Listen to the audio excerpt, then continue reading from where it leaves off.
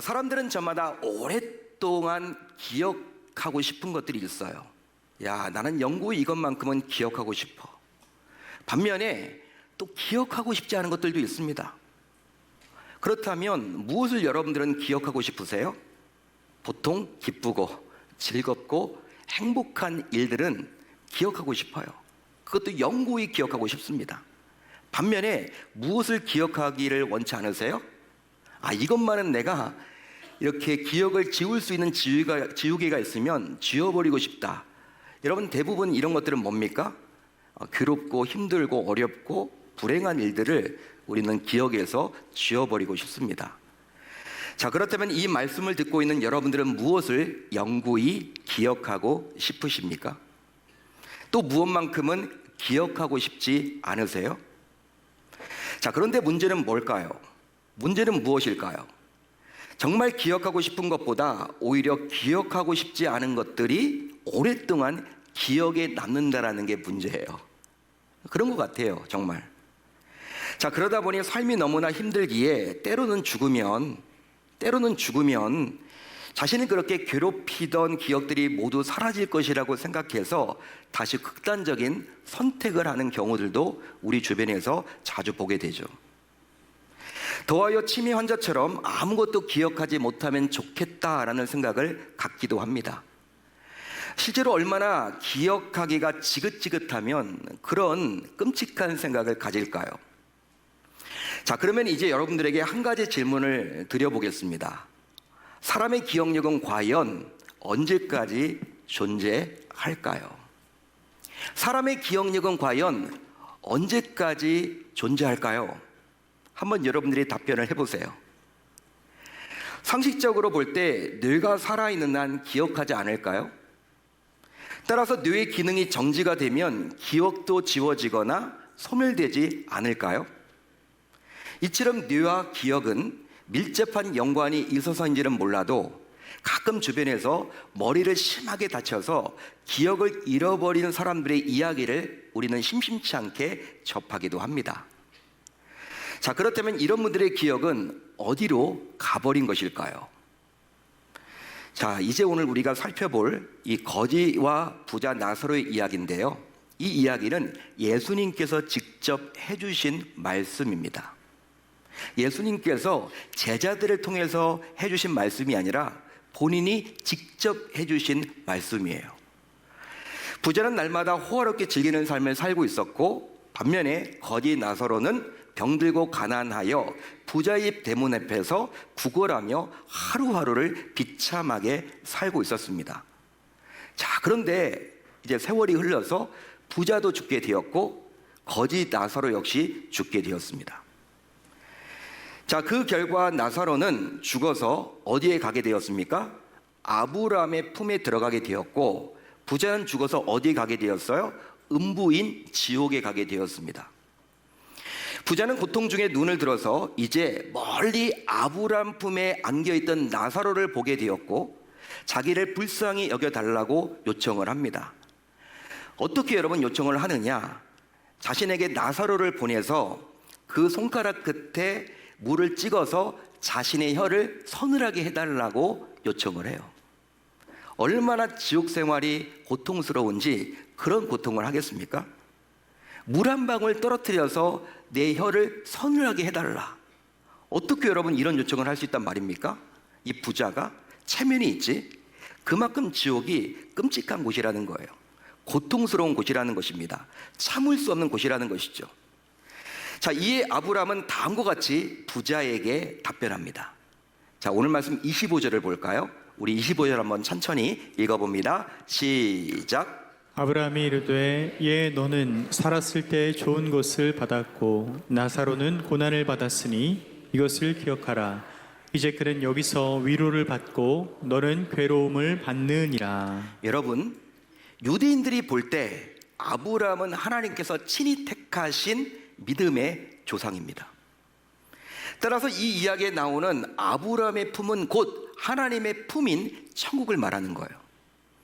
실제로 당시 예수님의 말씀을 듣던 자들은 유대인들이었기 때문에 예수님께서는 이렇게 비유적으로 말씀을 하고 있는 거죠. 그렇게 할 때 이들이 보다 쉽게 이해할 수 있기 때문입니다. 유대인들의 입장에서는요, 아브라함은 믿음의 조상이에요. 하나님께서 유대인들을 택하지 않았습니까?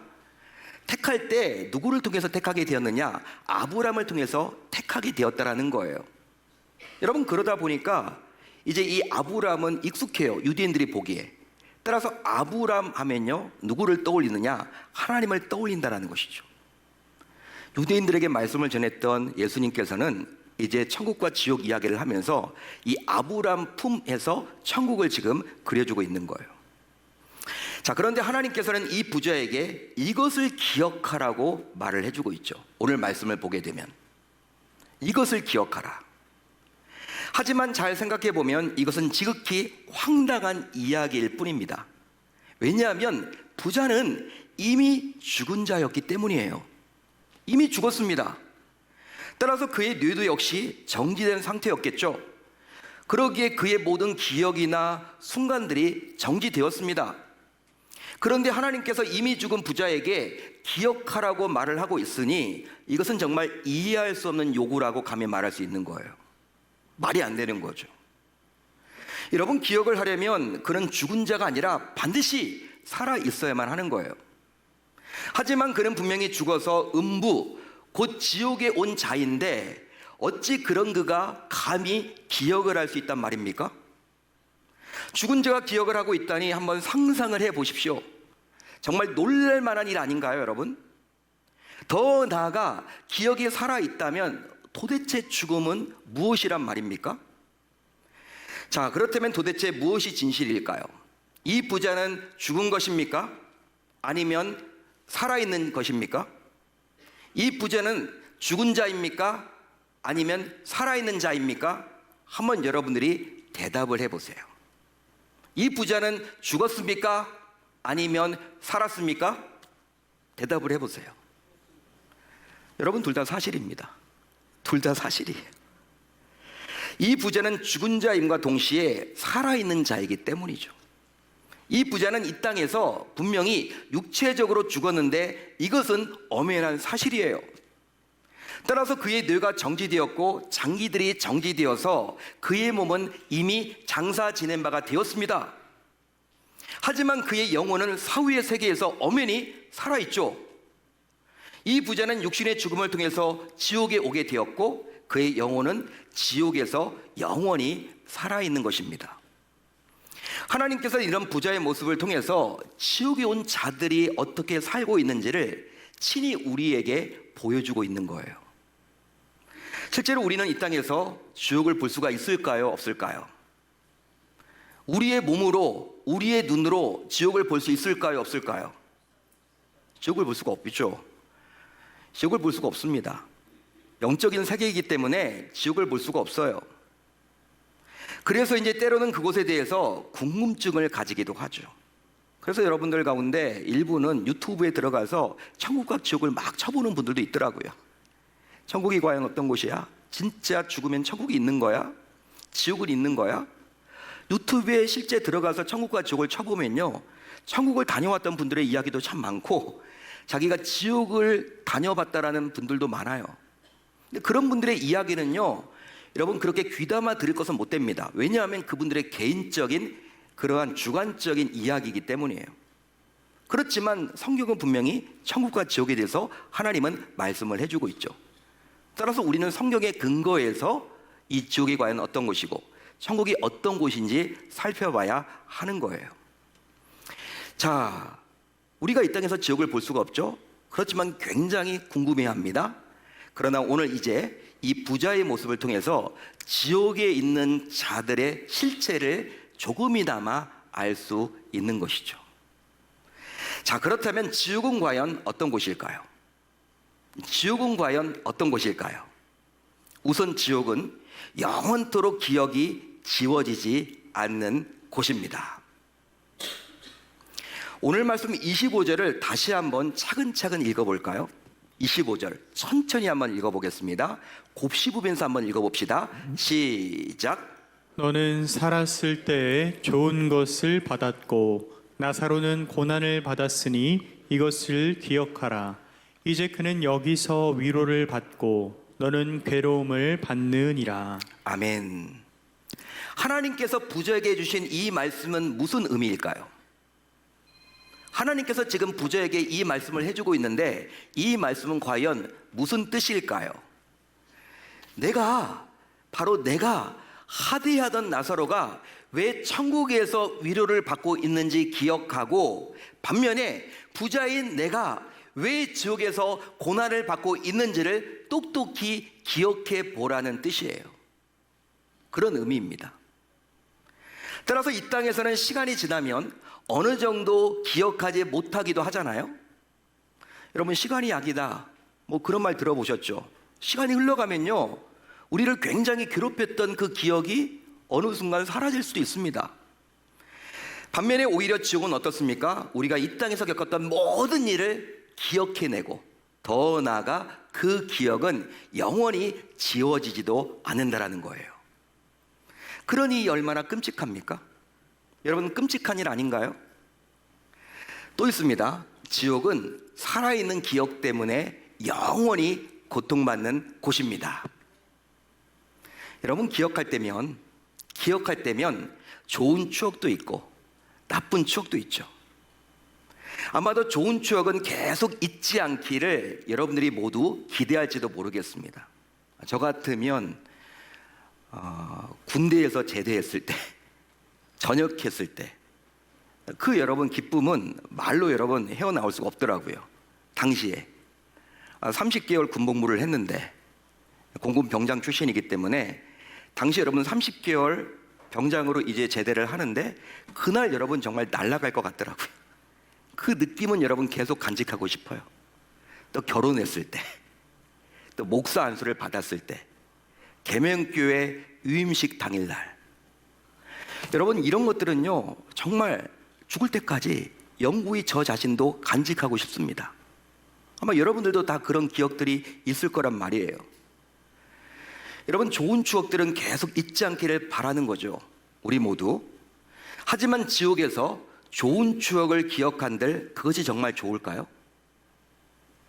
그때와 비교도 되지 않을 만큼 현재 지옥에서의 자기의 처지와 모습을 떠올리면서 오히려 더 절망적이고 더 고통스럽고 더 괴로움만 안겨주지 않을까요? 그때는 참 좋았는데 지금 자신의 처지를 바라보면서 한숨만 쉬지 않을까요? 한마디로 좋았던 때를 떠올리며 현재 지옥에서의 자신의 비참한 모습에 좌절하지 않겠습니까? 그뿐만이 아닙니다. 떠올리기 싫은 나쁜 추억들을 기억하면서 지옥에서 더 심히 후회하고 더 아파하지 않을까요? 예를 들어서 지옥에서 부자는 아마도 이런 후회를 했을지도 몰라요. 내가 왜 그때 그런 말을 했을까? 내가 왜 그때 그런 생각을 했을까? 내가 왜 그때 그런 행동을 했을까? 아니, 항상 내가 대문을 이렇게 통과할 때마다 집 대문 앞에서 구걸했던 이 나사로의 평안한 얼굴을 바라보면서도 왜 그때 어떻게 당신은 그렇게 평안하느냐라고 왜 묻지 않았을까? 그때 왜 내가 관심을 갖지 않았을까? 내 자존심이 무엇이라고 이 거지에게 왜 말을 걸지 않았을까? 아마도 이 부자는요 지옥에서 이런 후회 속에서 삶을 보냈을 거란 말이에요. 이렇게 지옥은 이 땅에서 좋은 기억들, 또 좋지 못했던 기억들이 계속 생각나고 지워지지 않은 상태가 지속되기에 결국 그곳에 머무는 자는 각종 괴로움과 번민과 후회 속에서 영원히 살아가게 되는 것입니다. 따라서 끝없는 영원한 고통을 받게 되는 것이죠. 그러니 얼마나 견디기 어렵겠습니까? 그것이 바로 지옥이라는 거예요. 여러분, 이처럼 지옥은 기억 때문에 고통받는 곳입니다. 기억 때문에 고통받는 곳입니다. 좋은 기억 때문에, 또 좋지 못한 기억 때문에, 한마디로 잊혀지지 않는 기억으로 인해서 결국 끝없이 고통을 당하는 곳이 바로 어디다? 지옥이라는 거예요. 그러기에 성도인 우리 모두 이런 지옥의 실상을 기억해야만 하는 것이고, 절대로 지옥에 가서는 아니 될 줄로 믿습니다.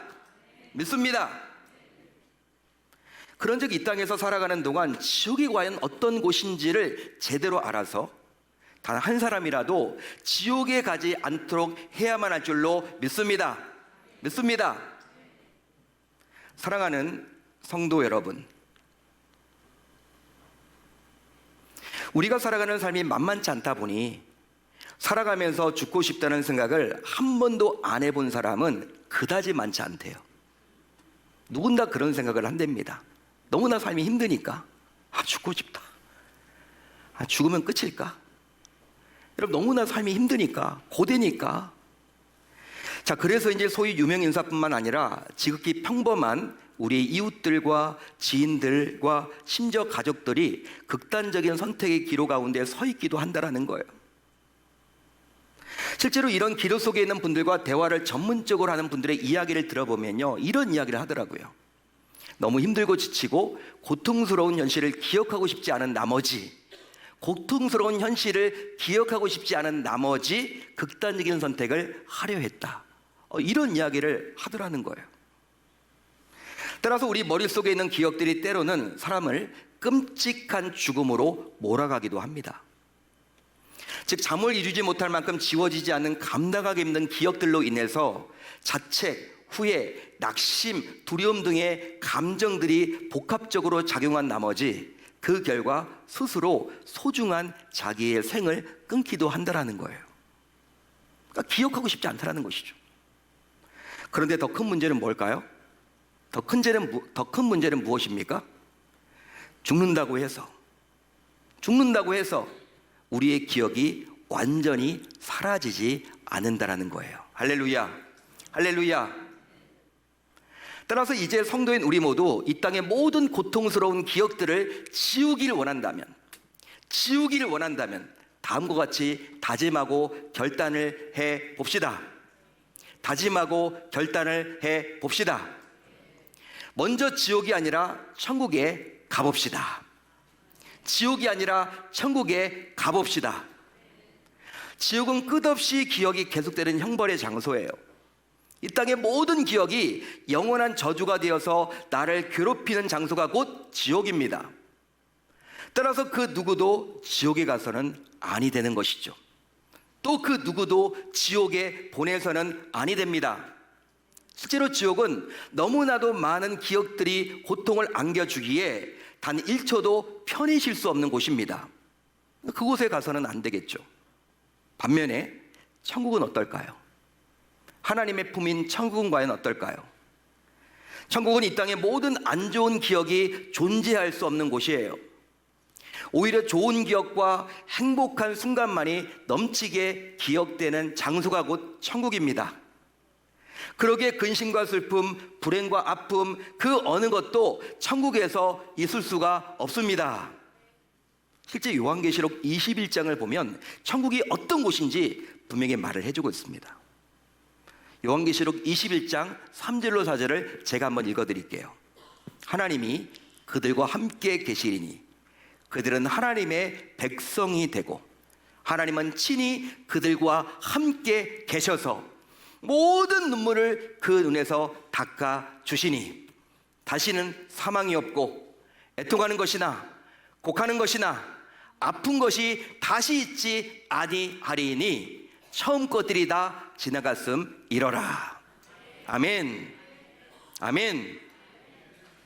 따라서 이 땅에서 간직하고 싶은 좋은 기억들을 계속 간직하고 싶고, 반면에 빨리 잊어버리고 싶은 나쁜 기억들을 정말 빨리 잊어버리고 싶다면 반드시 천국에 가야만 할 줄로 믿습니다. 다음으로 예수님을 기억해 봅시다. 예수님을 기억하는 자는 결코 지옥에 갈 수 없겠죠. 왜냐하면 지옥은 예수님을 기억하지 않는 자들이 고통을 받는 곳이기 때문이에요. 자, 그렇다면 예수님을 기억하는 것은 과연 어떤 의미가 있는 것일까요? 무엇일까요?